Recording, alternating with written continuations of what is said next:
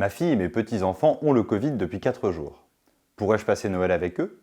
Combien de temps une personne contaminée par le coronavirus reste-t-elle contagieuse? C'est la question que nous a posée Vicdac de Dordogne. Tout d'abord, la durée de contagiosité du Covid-19 n'est pas fixe. Elle dépendrait même en partie du variant responsable de la contamination. Actuellement, l'Institut national de la santé et de la recherche médicale considère qu'il se déroule en moyenne 5 à 8 jours entre l'infection par le virus et la possibilité de le transmettre à d'autres personnes, que l'on développe des symptômes ou non.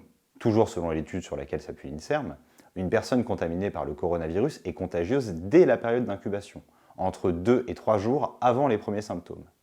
Elle culminerait juste avant l'apparition de ces derniers, d'où l'importance de respecter les gestes barrières en toutes circonstances, même en l'absence de symptômes. Le pic de la contagiosité est atteint lors de l'apparition de ces symptômes. Le Covid-19 se transmettant majoritairement par la projection de gouttelettes chargées en virus, la toux provoquée par la maladie amplifie largement la contagion.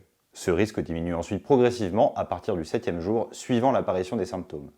Il devient limité au-delà de 10 jours et exceptionnel après 14 jours, poursuit l'INSERM. Mais rappelons que ces durées ne sont que des moyennes et peuvent varier d'un cas à l'autre. Globalement, plus les symptômes sont sévères et persistent, plus la possibilité de transmettre le virus se prolonge. D'autre part, un avis du Haut Conseil de la santé publique recommande aux personnes ayant été contaminées de porter un masque pendant 7 jours après la guérison en cas de contact avec une personne à risque. En un mot commençant, Vicdac, vous devriez pouvoir vous rendre chez votre fille et vos petits-enfants pour Noël si leurs symptômes ont disparu à ce moment-là.